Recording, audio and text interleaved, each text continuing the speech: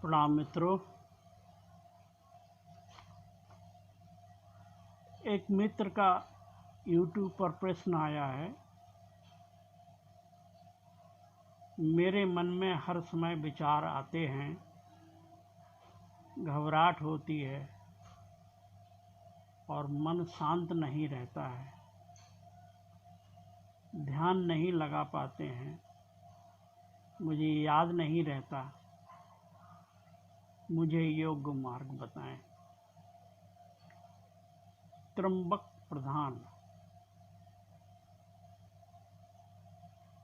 प्रधान जी, ये समस्या सिर्फ आपकी नहीं है,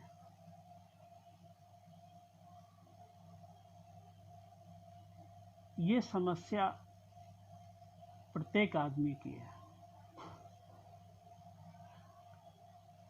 उसका मन अशांत रहता है, मन शांत नहीं हो पाता है। मन में तरह तरह के विचार चलते रहते हैं। ध्यान करने बैठता है तो ध्यान में मन नहीं लगता है, उलझन होती है, घबराहट होती है।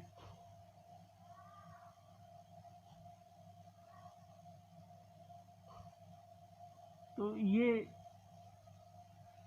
आपका प्रश्न भी जायज है और ये जनमानस की समस्या है। इसका हल ये है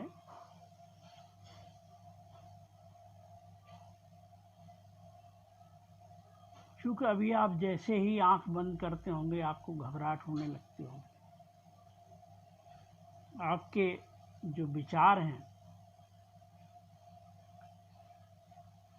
वो तो रुक ही नहीं रहे, बल्कि एक अंदर एक बेचैनी और अशांति और बढ़ जाती होगी।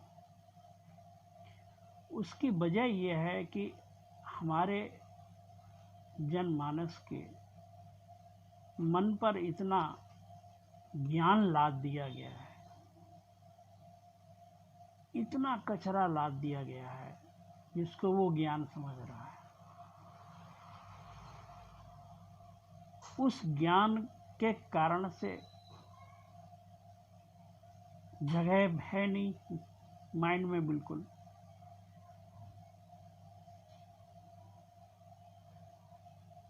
तो उससे लदे हुए हैं, उसके कारण से कुछ भी मेरे अंदर घुसता नहीं है।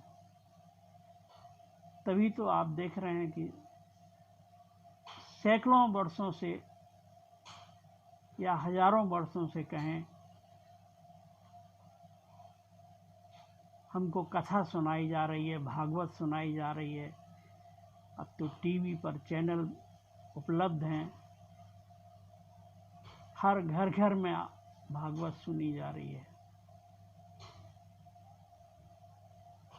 कथा करवाते हैं सत्यनारायण की, हनुमान चालीसा पढ़ते हैं, सुंदरकांड को पढ़ते हैं, गीता और रामायण पढ़ते हैं। फिर भी लोगों के अंदर कोई बदलाव नहीं हो रहा है। वो उतने ही क्रोधी हैं, उतने ही बेचैन हैं, उतने ही चिंताग्रस्त हैं। उनमें कोई परिवर्तन हमको नहीं दिखाई दे रहा है।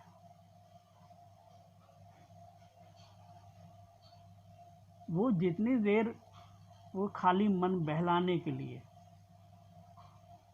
मंदिर चले जाते हैं, थोड़ी देर के लिए बैठ जाते हैं, थोड़ी देर के लिए राम राम का जाप कर लेते हैं, अगरबत्ती धूप बत्ती जला लेते हैं, तो उन्हें लगता है कि हम कुछ कर रहे हैं।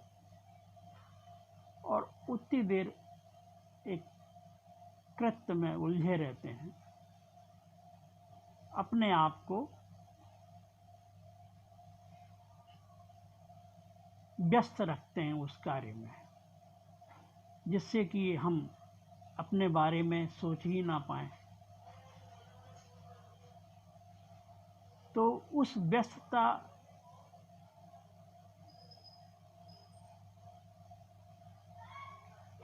के कारण से हम सोच नहीं पाते अपने आप को, तो अपने को भुलाए रहते हैं। सारा जगत अपने को भुलाने की कोशिश कर रहा है।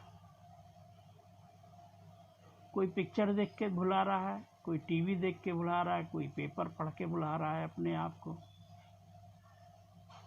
कोई भजन पूजन करके भुला रहा है, आरती गा के भुला रहा है।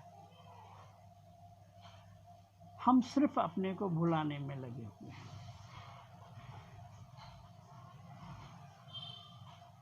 इस भूलने से क्या हमारे अंदर जो बेचैनी है, जो परेशानी है, वो अशांति है, क्या दूर हो जाएगी? आज आप देखते हैं युवाओं में ड्रग्स की आदत पड़ रही है, दारू की आदत पड़ रही है, शराब पी रहे हैं लोग, अफीम, गांजा, ये सब ले रहे हैं। ये सब अपने आप को भुलाने की कोशिश है। इससे शांति नहीं मिलती है, मन तो अशांत ही रहता है। एक लत और पकड़ जाती है। किसी को दारू की लत पकड़ लेती है, किसी को गांजे चरस की लत पकड़ लेती, किसी को पूजा पाठ की लत पकड़ लेती। वो भी एक लत है, वो भी एक आदत है, इससे ज़्यादा नहीं। तो अब बात आती है, इतने हजारों सालों से ये सब कर रहे हैं, तो कहीं न कहीं हमारी साधना उपासना में या मेरे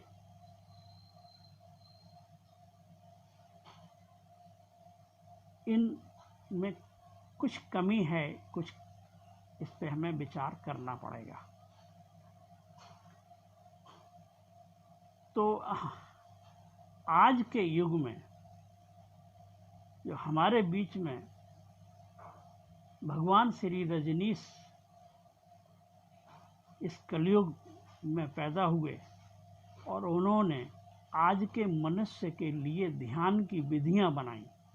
आज के मनुष्य के लिए अभी तक जो भी हम पूजा उपासना की जो भी विधियां करते रहे हैं, चाहे वो बुद्ध की हो और चाहे किसी की हो, वो सारी की सारी विधियां मैं नहीं कह रहा हूं कि गलत हैं, लेकिन आज के आदमी के ऊपर वो फिट नहीं बैठ रहे हैं। वो कभी, जब व्यक्ति सरल थे, जब पहले का मनुष्य सीधा और सरल था, उनके लिए वो विधियां थी और उनसे उन्होंने बहुत कुछ पाया भी उस टाइम पर। लेकिन आज के युग में वो विधियां उतनी कारगर नहीं हैं।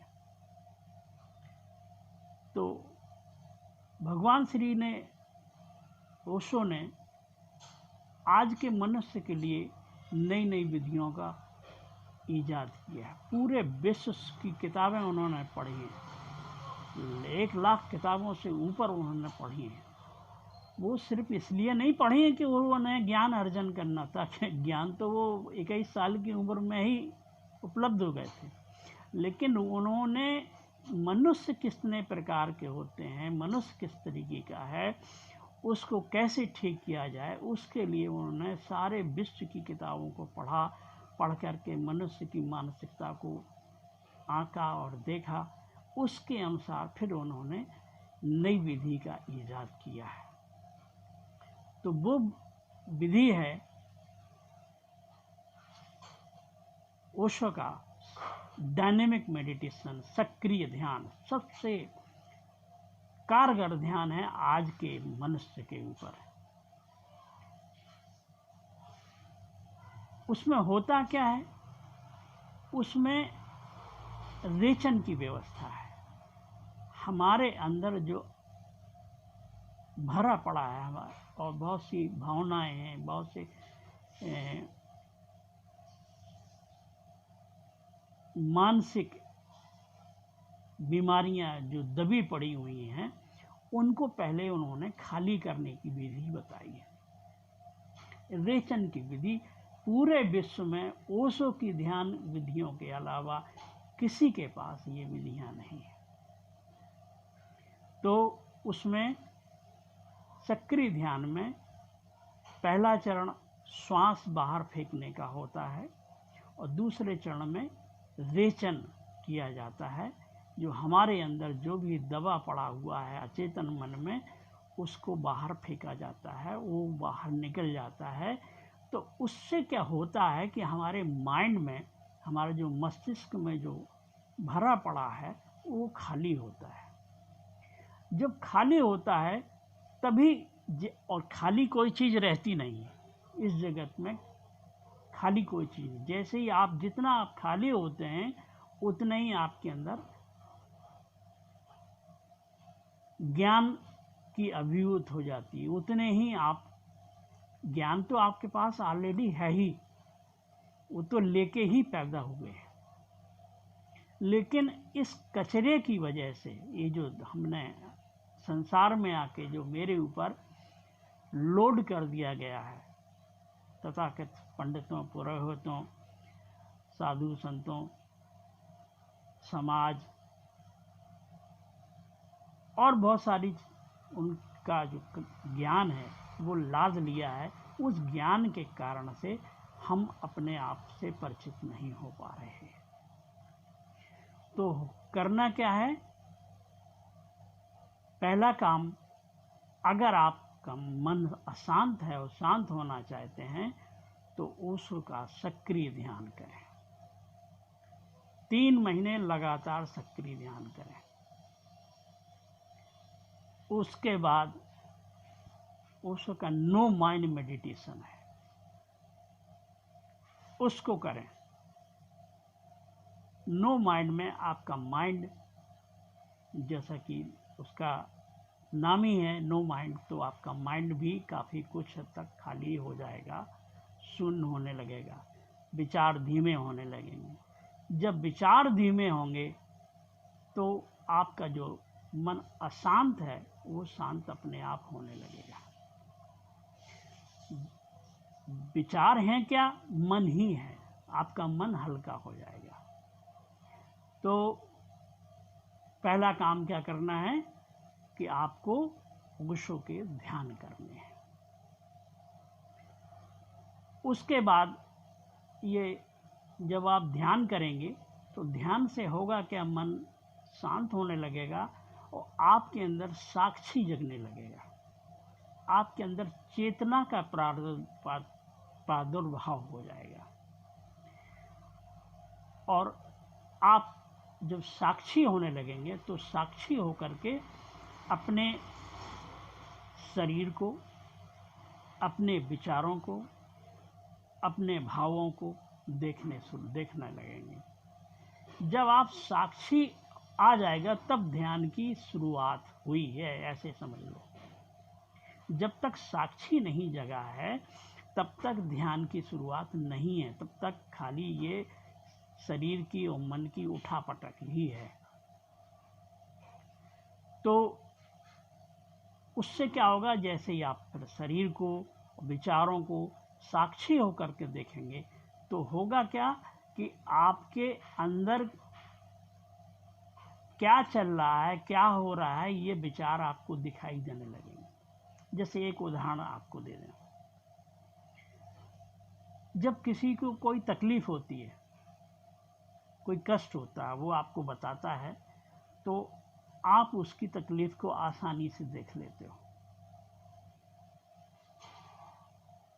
क्योंकि वो जो तकलीफ में है जो व्यक्ति, वो अपनी तकलीफ से तादात्म्य किए हुए है, तकलीफ के साथ जुड़ा हुआ है, इसलिए उसे अपनी गलतियां, अपनी कमी तो उसे दिखाई दे नहीं रही है। तो लेकिन जब आप उसको देखते हो तो आप उससे अलग होते हो, आप उससे दूर होते हो। तो अलग होने की वजह से आप उसको पूरी तरह से देख पाते हो और उसकी समस्या का निदान भी कर पाते हो, और आपको उसकी तकलीफ, उसकी बीमारी अलग दिखाई देने देती है, क्योंकि आप दूर हैं, आप अनटच्ड हैं उससे, और जिसे जो तकलीफ है वो उसमें इन्वॉल्व है। इसी तरह से साक्षी है शरीर से बाहर चेतना का प्रादुर्भाव। तो आप साक्षी होकर के अपने शरीर को, अपने विचारों को, अपने भावों को देख पाते हैं, अलग होकर के देख पाते हैं। जब अलग होकर के देख पाते हैं तो अपनी समस्या को भी आप जांचने परखने लगते हैं। अगर उससे आपका तादात्म्य बना रहा है, तादात्म्य होने का मतलब आपका साक्षी खत्म, आप उसमें इन्वॉल्व हो गए। साक्षी का मतलब आप अलग हो गए, आप दूर हो गए। दूर होकर के आप अपने शरीर को, अपने विचारों को देख पाते हैं, वो है साक्षी। तो ये साक्षी के द्वारा धीरे धीरे आपके विचार, आपका भाव कम होने लगेंगे। तब आप एक स्थिति ऐसी आ जाएगी कि शरीर शून्यता, विचार शून्यता, भाव शून्यता, ये तीनों शून्यताएं हो जाएंगी। तब आप शून्य में प्रवेश कर जाएंगे और शून्य ही परमात्मा है। आप उस परमात्मा में, उस चेतना में, उस निर्विचार चैतन्य की दशा ही ध्यान की दशा है, उसमें आप आनंद पूर्वक हो पाएंगे। ये तो मैंने ध्यान का एक रास्ता बताया, लेकिन इसके साथ साथ और भी चीजें हैं जो आपको करनी चाहिए। ये एक तरीका है कि आप ध्यान करें। दूसरा तरीका क्या है? ध्यान के साथ साथ आप सत्संग करें। अब सत्संग के बारे में समझें कि सत्संग है क्या। हम सोचते हैं टीवी पर भागवत सुन रहे हैं तो हम सत्संग कर रहे हैं, या सामने रूबरू बैठ कर के हम किसी सत्संग में बैठे हैं तो हम प्रवचन सुन रहे हैं, या भगवान के या धर्म के बारे में बातें हो रही जो सुन रहे हैं, वो सत्संग नहीं। उसको सत्संग नहीं कहेंगे, वो बत्संग ही है, बातों का संग है। सत्संग का मतलब है सत्य जहां है उसका संग, उसका साथ। उसका साथ कैसे मिलेगा? उसका साथ मिलता है ऐसा व्यक्ति जिसका हृदय का दिया जल गया है, जिसने उस परमात्मा की अनुभूति कर ली है, जो विचार शून्य निर्विचार चैतन्य की दशा में है, जो समाधिस्थ है। ऐसे व्यक्ति आपको, ऐसा नहीं है कि समाज में नहीं है, ऐसे व्यक्ति हमेशा समाज में रहते हैं।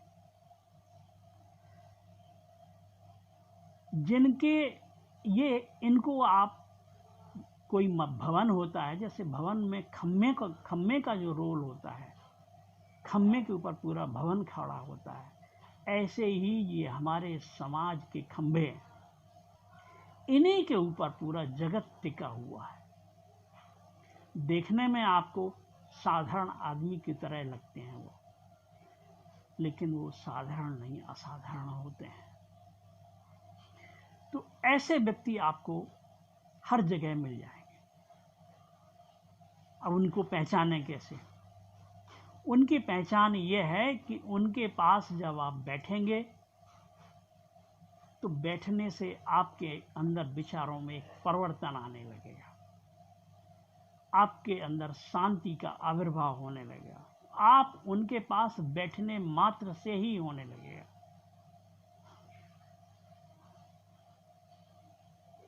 कैसे होने लगेगा?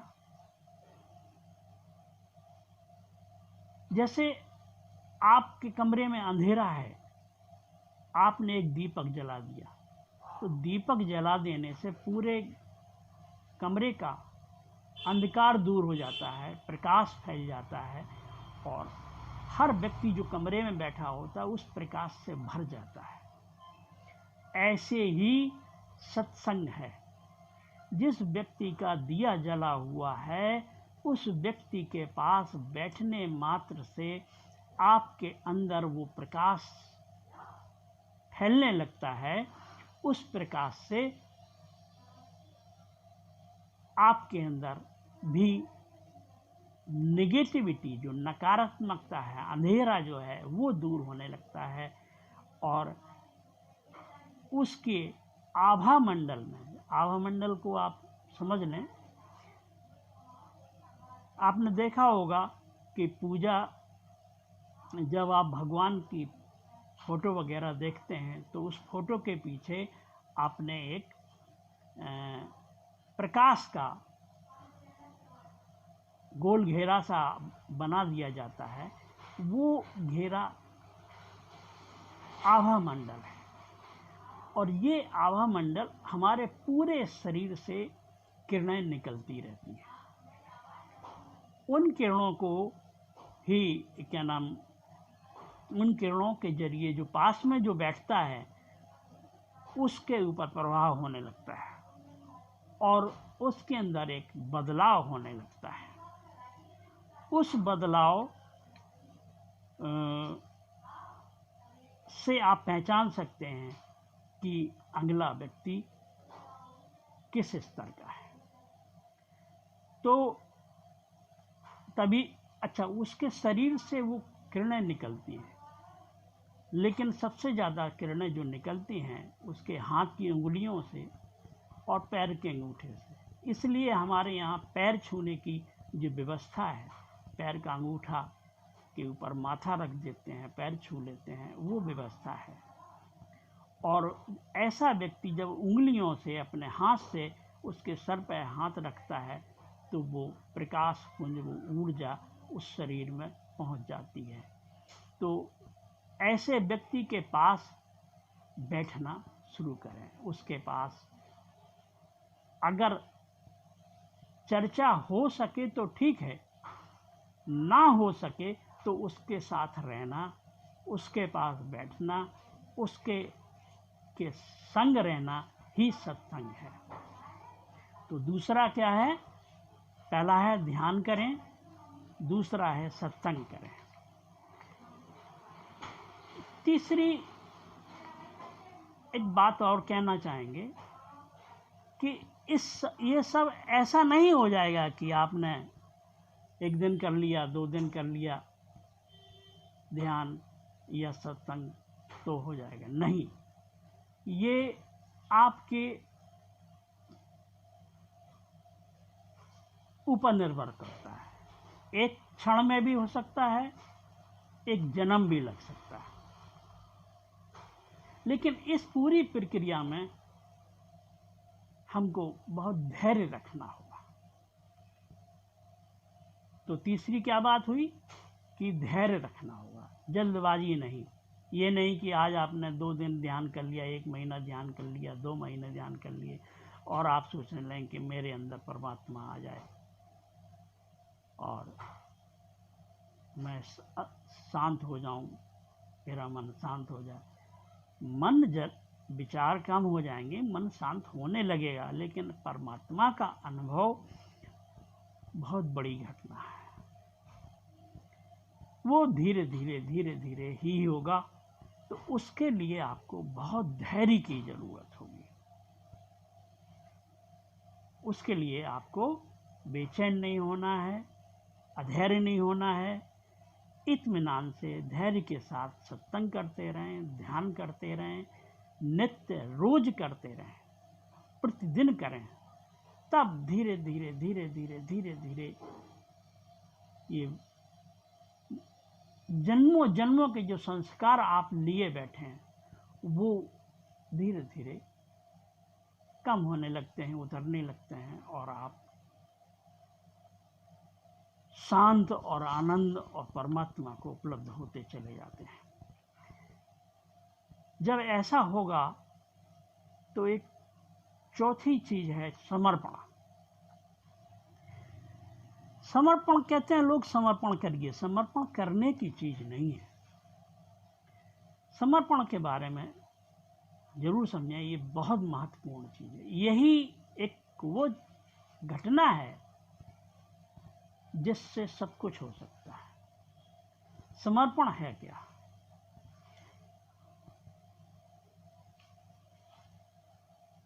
जब हम किसी को प्रेम करते हैं तो हर चीज़ उसकी अच्छी लगने लगती है, उसकी हाँ में हाँ हम मिलाने लगते हैं। फिर उससे कोई विरोध नहीं रहता है। इसको कहते हैं प्रेम। और जब प्रेम इतनी पराकाष्ठा पर चला जाता है अपने गुरु से या इष्ट से, जिसकी आराधना आप कर रहे हैं, वो बजरंगबली हो, शंकर भगवान हो, ईसा मसीह हो, नानक देव हो, कबीर हो, ओशो हो, कोई भी हो जिसके प्रति आपका प्रेम है, वो जब प्रेम बढ़ता चला जाता है तो फिर आप में, प्रेमी में यानी भक्त में और गुरु में कोई अंतर नहीं रह जाता है। धीरे धीरे धीरे धीरे भक्त जो है वो अपने गुरु जैसा ही होने लगता है। प्रेमी जो है अपने आराध्य, अपने इष्ट के जैसा होने लगता है। और जब दोनों एक हो जाते हैं, जब इतनी दूरी भी खत्म हो जाती है, तब उसको कहते हैं भक्ति। वही प्रेम जब प्रगाढ़ रूप से बढ़कर के इतना हो जाता है, तब वो बनता है भक्ति। और जब भक्ति इतनी प्रगाढ़ हो जाती है तो फिर समर्पण करना नहीं पड़ता है। फिर हम प्रेम में विलीन ही हो जाते हैं, समर्पित हो इतने होते हैं कि उसका हमें पता ही नहीं चलता है और हम समर्पित हो जाते हैं अपने इष्ट को या अपने गुरु को। इस समर्पण की घटना ही विलय हो जाना है उसमें। फिर वहाँ पर भक्त भी खत्म हो जाता है और इष्ट भी खत्म हो जाता है। ना भक्त बचता है और ना इष्ट बचता है, ना गुरु बचता है। जहाँ दोनों विलीन हो जाते हैं वो स्थिति होती है अद्वैत की, शून्य की। फिर आप जो होते हैं वो परमात्मा ही होता है। फिर आप ना ही आप होंगे ना ही वो होगा, बस एक शून्य की स्थिति होगी। उस शून्य दशा को ही परमात्मा कहा है। और उसमें जो आनंद फलित होता है, आनंद ही ना कहो, परमानंद जो फलित होता है, उस परमानंद की स्थिति की अनुभूति को ही हम परमात्मा कहते हैं। परमात्मा जैसी कोई चीज नहीं है, भगवान जैसी कोई चीज नहीं है, भगवत्ता है। हम जिसके प्रेम में थे, जिस भगवान के भी प्रेम में थे, भक्ति में थे, उससे फिर वो ना वो बचता है ना तुम बचते हो, एक शून्य की दशा बच जाती है। उस दशा को ही भगवत्ता कहते हैं। तो भगवान नहीं है, भगवत्ता है। उसका एहसास ही हो सकता है, उसको देखा नहीं सकता। आज तक किसी ने परमात्मा को देखा नहीं है, जाना नहीं है। मतलब जाना है, सिर्फ एक एहसास है, लेकिन देखा किसी ने नहीं। तो ऐसी ये फिर शांति ही नहीं, मन शांति ही नहीं हो जाता है, बल्कि परमानंद को उपलब्ध हो जाते हैं। तो मेरी बातों को आपने सुना। मन शांत करने के लिए ये 4 चीज़ें ध्यान रखना। पहला है ध्यान, दूसरा है सत्संग, तीसरा है धैर्य रखना और चौथा है समर्पण। ये 4 चीज़ें जब होंगी तब आप परम शांति का अनुभव करेंगे, आनंद को अनुभव करेंगे। आपने मेरी बातों को इतने ध्यान और इतने प्रेम से सुना। आपके अंदर बैठे परमात्मा को मेरे प्रणाम स्वीकार हों। हरि ओम।